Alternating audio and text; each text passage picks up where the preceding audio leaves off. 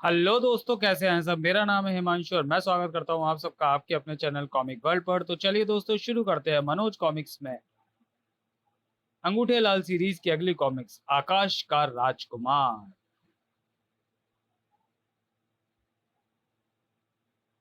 मनोज चित्रकथा के पिछले अंग अंगूठे लाल में आप पढ़ चुके हैं कि एक गांव में रामनाथ नाम का एक गरीब किसान अपनी पत्नी के साथ रहता था। कोई संतान न होने की वजह से वे दोनों बहुत दुखी रहते थे। एक दिन जब रामनाथ खेत पर काम करने गया हुआ था तो पीछे से सब्जी काटते समय उसकी पत्नी कलावती का अंगूठा कट गया। पत्नी ने पति से इस घटना को छुपाने की गर्ज से उसे एक कपड़े में लपेटकर एक आले में रख दिया। लेकिन तभी जैसे चमत्कार हुआ, कलावती के अंगूठे में किसी इंसान के प्राण पड़ गए और वह जीवित हो उठा। वह न केवल रामनाथ और उसकी पत्नी को अपने माँ बापू कहने लगा, बल्कि अपनी सूझबूझ से उसने रामनाथ और उसकी पत्नी को सभी दुख दर्द दूर कर दिए। चंद ही माह में रामनाथ अंगूठे लाल की मदद से अपने गांव का सबसे बड़ा धनवान बन गया। अगले उनके दिन सुख चैन से बीत ही रहे थे कि शहर से आए चोरों के एक गिरोह की दृष्टि उन पर पड़ी और एक दिन मौका पाकर जब रामनाथ और अंगूठे लाल दुकान पर गए हुए थे, उन्होंने उनके मकान पर धावा बोल दिया। फिर क्या होता है, यह प्रस्तुत चित्रकथा में पढ़ें। उधर चारों चोर माल समेटने में लगे थे। इधर चोरों का उस्ताद अपने साथी छुटकू के साथ रसोई घर में पहुंचा, जहां कलावती उन्हीं के लिए भोजन बनाने की तैयारी कर रही थी। उन्हें देखते ही कलावती चौंकी। अरे, आप लोग यहाँ क्यों चले आए? खाना बनने में कुछ वक्त तो लगेगा ही। आप लोग उसी कमरे में बैठिए, मैं अभी खाना लेकर आती हूँ। चोरों के उस्ताद ने अचानक अपनी जेब से एक चमकदार खंजर निकाल लिया। हे राम, सुन सेठानी, हम भिखारी या साधु नहीं है, बल्कि कुख्यात चोर है। यदि अपनी जान प्यारी है तो मुंह बंद ही रखना। यदि चीखी चिल्लाई तो पेट चीर कर रख दूंगा। तो तुम लोग मुझसे क्या चाहते हो? सिर्फ इतना ही कि बिना चू चपड़ किए अपने सारे गहने उतार कर हमें दे दो। ठीक है, ले ले लो सारे गहने। इनसे तो मैं वैसे ही परेशान रहती हूँ। चल छुटके, जल्दी से सारा माल संभाल। बहुत अच्छा उस्ताद।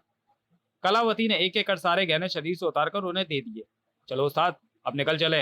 इतना माल है कि महीनों आराम से बैठ कर खा सकते हैं। जरा ठहर, मैं सेठानी के हाथ पैर और मुंह बांधू, वरना इसने यदि पीछे से शोर मचा दिया तो सब गुड़ गोबर हो जाएगा। लेकिन उस्ताद ने कलावती के हाथ पैर बांधने के बजाय जैसे ही उसके मुंह पर पट्टी बांधनी चाहिए, माँ, माँ, ओ माँ, दरवाजा खोलो। आहा, मेरा बहादुर बेटा अंगूठे आ गया। अरे, ये बेवक कौन कमबख्त मरा। उधर पहले कमरे में लूटपाट करते अन्य चोर भी बौखला उठे। दरवाजा खोलो माँ, मैं हूं तुम्हारा बेटा अंगूठे लाल। मारे गए, अब क्या होगा? जल्दी से उस्ताद को बुलाओ। ठक ठक ठक। माँ, तुम दरवाजा क्यों नहीं खोलती? बेटा, यहाँ चोर घुस आए हैं, उन्होंने मुझे बांध रखा है, जल्दी से मेरी जान बचाओ। क्या कहा? चोर घुस आए हैं? वह भी मेरे घर में? अभी मजा चखाता हूं उन्हें। अचानक ही अंगूठे लाल के उल्टे पैर ने विशाल रूप धारण किया और अगले पल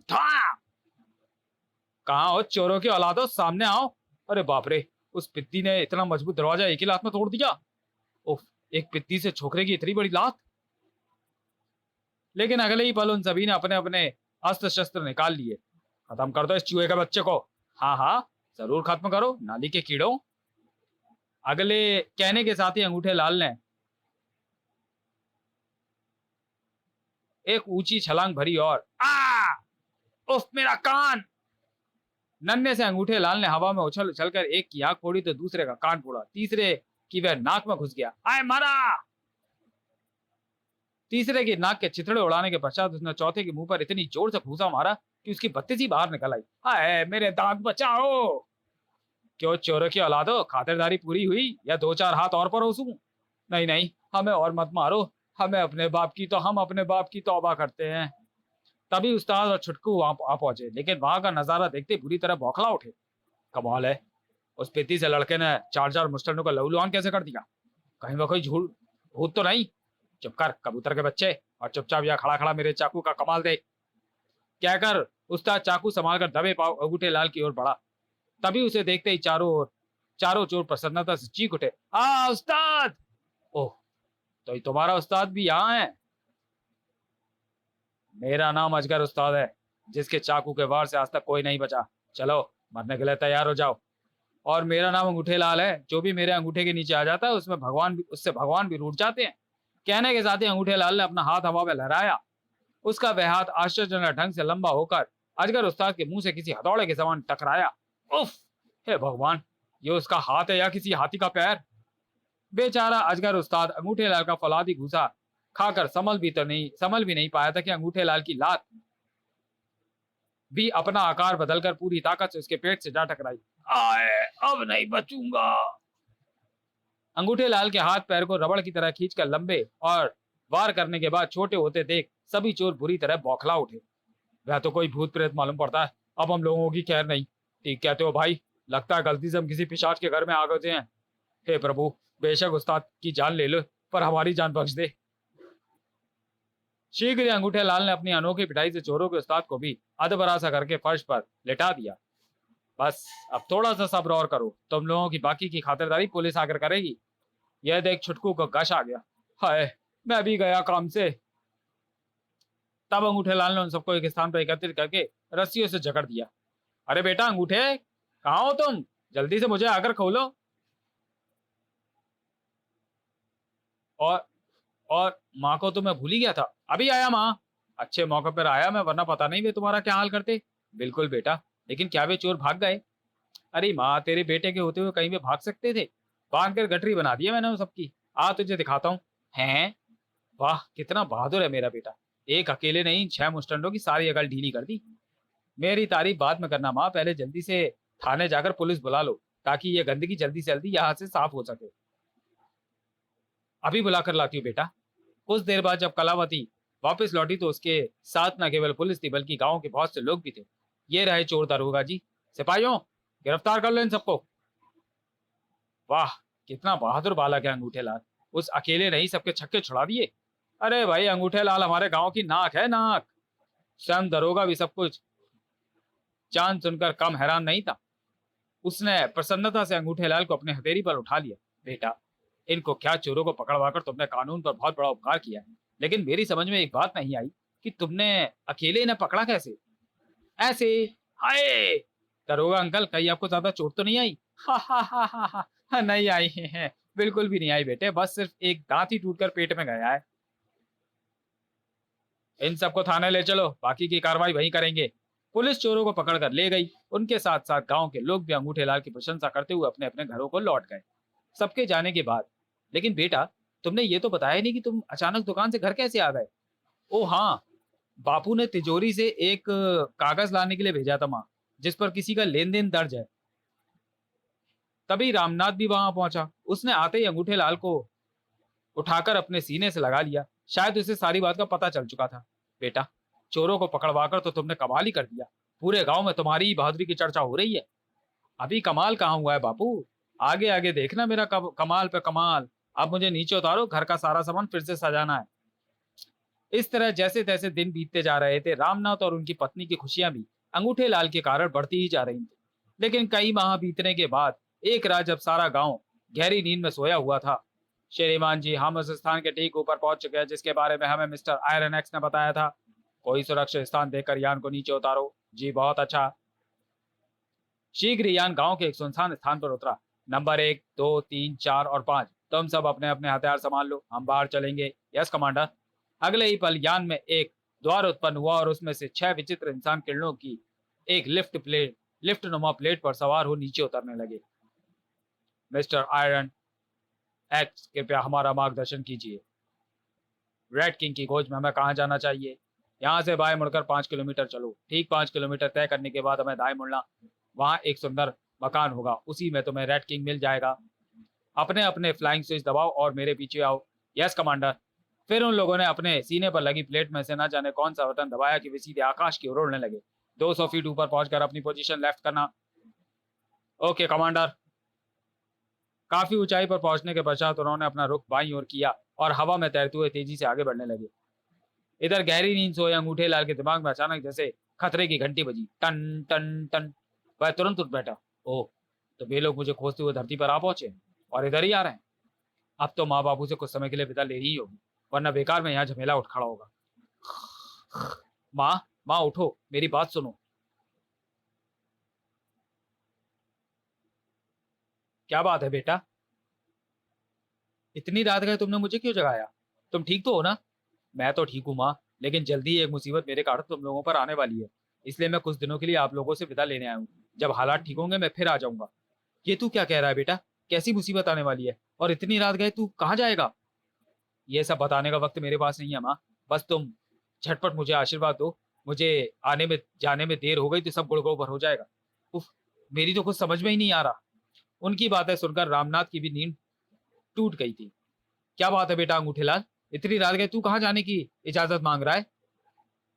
देखिए ना जी, ये क्या कह रहा है? कह रहा है कि इसके कारण हम पर कोई मुसीबत आने वाली है, इसलिए ये कुछ दिनों के लिए घर और हमें छोड़कर कहीं जाना चाहता है। क्यों बेटा? अचानक ऐसी क्या बात हो गई? ज़रा हमें भी तो बताओ। फिर जाना ही है तो सुबह चले जाना। बापू फिलहाल मेरे पास इतना वक्त नहीं कि मैं आपको सब कुछ समझा सकूं। हाँ, समय आने पर जरूर सब कुछ बता दूंगा। बस आप दोनों जल्दी से मुझे आशीर्वाद दीजिए। ओह! कलावती और रामनाथ ने अंगूठेलाल को रोकने की बहुत कोशिश की, लेकिन अंगूठेलाल किसी कीमत पर रुकने के लिए तैयार नहीं हुआ। अतः मजबूर होकर उन्हें आज्ञा देनी पड़ी। दरवाजा अच्छी तरह से बंद कर लेना बापू, और कोई भी आवाज दे तो मत खोलना, तथा ना ही मेरे बारे में किसी को कुछ बताना। ठीक है बेटा, लेकिन अपना ख्याल रखना और जल्दी ही लौटाना। जल्दी लौटने का आश्वासन देकर अंगूठेलाल द्रुत गति से एक तरफ दौड़ पड़ा। मुझे खोजने में वे जमीन पाताल एक कर देंगे, फिर भी गांव छोड़कर शहर ही जाना उचित होगा। वहीं भीड़ में मैं अपने आप को छुपा सकता हूँ या उन्हें चकमा दे सकता हूँ। उधर मिस्टर आयरन एक्स, हम आपके कहने के मुताबिक 5 किलोमीटर के दाएं हाथ पर पहुंच चुके हैं। कृपया रेड किंग की स्थिति बताएं। नीचे जो मकान नजर आ रहा है, रेड किंग को वही होना चाहिए। हाँ, यदि उसे तुम लोगों के आने का पता अब तक ना चला हो तब। नीचे उतरो। Right sir. पलक झपकते ही वे सभी रामनाथ के घर के दरवाजे पर थे। दरवाजा खोलो। खट खट खट। दरवाजा खोलो। खट खट खट। इतनी रात के कौन हो सकता है? ठहरो, मैं देखता हूँ। नहीं नहीं, ठहरो जी, दरवाजा मत खोलना। क्यों? ध्यान नहीं हमारे अंगूठे लाल ने जाते वक्त क्या कहा था? कोई भी आए दरवाजा मत खोलना। ओह, तो क्या वाकई में हमारे द्वार पर कोई मुसीबत आ गई, अटकी है? ऐसा ही लगता है, मुझे तो डर लग रहा है। दरवाजा खोलो वरना हम दरवाजा तोड़ डालेंगे। तुम लोग कौन हो और क्या चाहते हो? हमें अपना दोस्त ही समझो, तुमसे कुछ जरूरी बातें करनी है। दरवाजा खोलो। नहीं, मैं इस समय दरवाजा नहीं खोलूंगा। तुम्हें जो बातें करनी है सुबह आकर करना। लगता है ये दरवाजा नहीं खोलने वाला। शायद रैट किंग ने इन्हें सावधान कर दिया होगा। नंबर 1, तुम दरवाजा जला डालो। ठीक है। नंबर 1 ने अपनी गन सीधी करके जैसे ही ट्रिगर दबाया, हे भगवान, इन्होंने तो दरवाजा ही जला डाला। अब मुकाबला करने के अलावा कोई चारा नहीं। तू जरा दौड़कर मेरा डंडा ले आ। उधर कलावती डंडा लेने दूसरे कमरे में गई और इधर